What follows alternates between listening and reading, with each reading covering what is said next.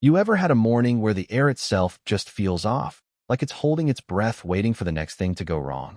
That was me, standing in my driveway, staring at the melted front end of the only Jeep that ever mattered, still smoking from the fire that ripped through it last night. Patricia from the HOA was already there, stepping around the wreckage like it offended her shoes, that voice of hers sharp enough to slice bread. "You'll need to remove it by Monday, or we'll have it towed and fined," she snapped. Not even a flicker of sympathy, just procedure with lipstick. The violation notice was already taped to my door, laminated and fluttering like it was proud of itself. And let me tell you, if you've ever had to keep your cool in front of someone who lives for that little jolt of power, you know exactly what was running through my mind right then. I looked her dead in the eye and said, "You're aware arson is a felony, right?" She didn't even blink, just smiled that brittle, alligator smile, and told me there was no evidence of anything criminal, just a problem with commercial vehicles. Yeah, that's how this started. My name's Michael Landry. I run a specialty Jeep restoration shop, old school rebuilds, legal mods, pre-title classics, the kind of work people fly across the country for. But that CJ7 in my driveway, black on gray, hood scorched, soft top shredded, that was the last thing my brother Jake and I built before he didn't come home from his last deployment. He gave me the keys, told me to keep it dialed in until he got back. He never did. Last night, I parked it in the drive, legal, tuned, tagged, spotless. Not in the showroom, not hidden at the shop, but right here where it belonged. And by dawn, it was just a memory and a pile of ash. That's when Patricia showed up, not to ask, not to check, just to declare war on what little I had left of my brother. "Violation," she said. Cited a code I helped write 3 years back, meant to protect classic cars from exactly this kind of HOA nonsense. She never knocked, never asked, just posted notice, like she was untouchable. But see, this story isn't about a Jeep. It's about the kind of people who think rules are just tools to erase what doesn't fit their taste. People who think they can burn away memories, then hide behind policy. I didn't react how she wanted. No yelling, no scene. Just walked up to the Jeep, checked the VIN, and, sure enough, the sensor Jake and I hid behind the glove box was still pinging. The server log said it all. Heat spike, not from the ignition, but from the outside. At 2:12 a.m. somebody lit that fire. And I'd spent years investigating insurance fraud, fake burns, swapped frames. So trust me, I know a message when I see one. That's all it was. A warning. You don't comply, you get erased. I peeled her notice off the door and told her. The fire marshal will want to talk. Didn't even faze her, but her eyes told a different story. I stood in the ash that night and promised myself, this isn't ending how she thinks. By morning, I wasn't mad. I was methodical. I marched into the HOA office at 8 a.m. sharp, lobby smelling like artificial flowers and desperation. Patricia wasn't there, but her assistant Ashley was. I asked for the enforcement log, cited transparency policy, got a stack of violations for the last 6 months. Funny thing? Every citation for commercial or modified vehicles hit homes on the eastern edge, right across from Patricia's house. Wheelchair vans, medical transport, a vintage military Jeep, all violations. All gone without a fight. Except Naomi. But here's the twist. The homes 2 streets over, service trucks, trailers, company logos, never cited once. I'd seen them at HOA parties, all chummy with Patricia. This wasn't about rules. It was about control, and I'd just stepped on the wrong side of her comfort zone. I called Lori, widow of the vet who'd parked his old Jeep since '98. Patricia told her it reminded people of violence, so she moved it. Quiet pressure, selective memory wiping, all with enough plausible deniability to keep her hands clean. I was piecing together a pattern, uneven enforcement, emotional intimidation. I'd built insurance cases with less. That afternoon, I spotted Mark Reynolds, the kind of guy who joined the board for fairness after his divorce, but stuck around because it was easier than saying no. I found him loitering near the playground, looking everywhere but at me. "Mark," I said, "you know that Jeep was Jake's?" He nodded. He'd logged the violation, but Patricia assigned it. He wasn't calling the shots, just following them. But I told him, this isn't about a car. It's about her burning the rules for her friends and torching what's left for everyone else. Mark tried to explain Patricia's playbook. Escalate, isolate, pressure. "You don't think she?" he started.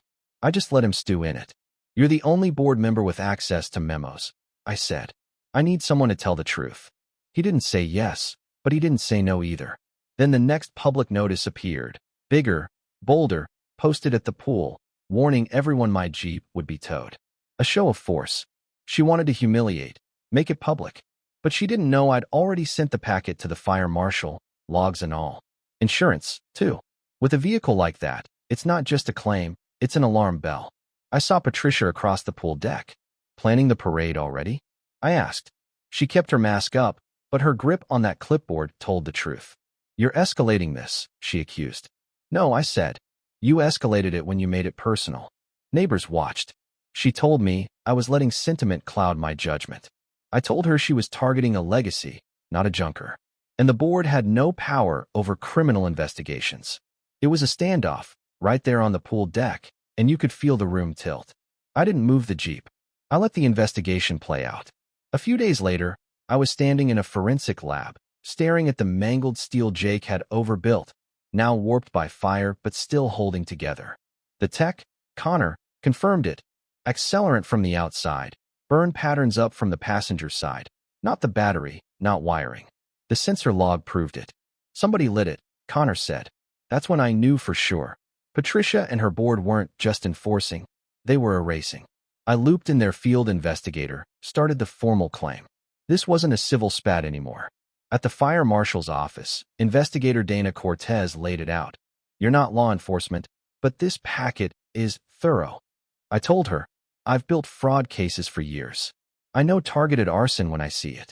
I handed her the shift knob Jake had carved, half melted, a fingerprint you can't erase. She promised a full investigation, and I left feeling, for the first time in weeks, like I had momentum. Back home, another note waited, slipped under the tarp over the Jeep. This is your warning. No name, just the threat. It wasn't about intimidation anymore. It was about pushing me to fold, to back off. But I bagged the note, added it to the file, and realized I wasn't just fighting for a Jeep. I was fighting for everyone who thought they had to take it. I went to see Mark again. His porch light flickered, the kind of detail you remember when you're wired from adrenaline and too much coffee.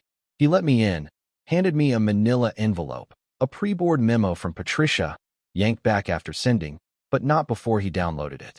Visible violations are a reflection of board weakness, it said. Symbols of defiance must be addressed decisively. My Jeep, named as an optics issue. Not proof, but the intent was clear as day. Mark gave me his surveillance log, handwritten, tracking every move the night of the fire. This makes you a material witness, I told him. I know, he said, but I'm done running. The envelope felt like a live wire in my hands. With the lab report, the logs, the memo, I had everything I needed. The next morning, I was first in line at the county clerk's office. Dug through incorporation records, zoning maps, city code overlays. Found the cracks in her armor. Her amendment for enforcement was never ratified. Towing required co-authorization she didn't have, and the advisory from planning said vintage cars off-street couldn't be targeted unless they were a safety hazard. My Jeep wasn't. 3 strikes.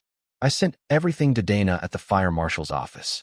I made 2 binders, one for the fire marshal, one for my insurance team. Labeled, cross-referenced, built like an evidence bomb. It was a fuse waiting for a spark. Then came the real test, community board meeting night.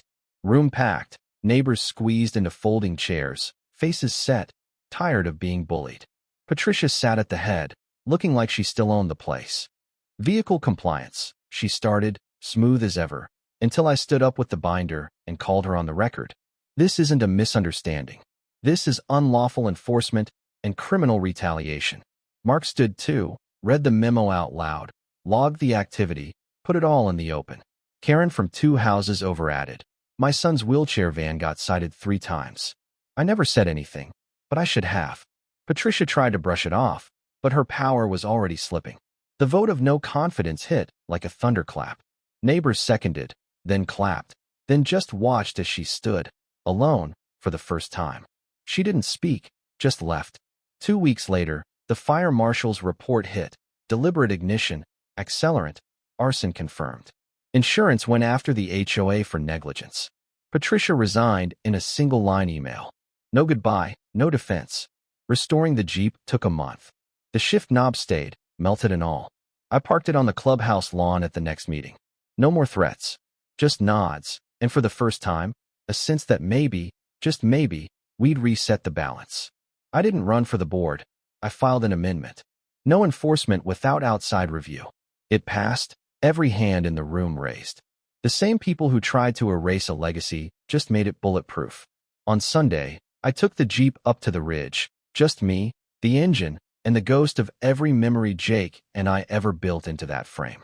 Folded the last violation notice, set it on fire, watched it curl to ash. No anger, no victory lap, just closure. If you've got a story about fighting back, about not letting people rewrite the rules just to erase what you love, share it in the comments. Let me know where you're watching from.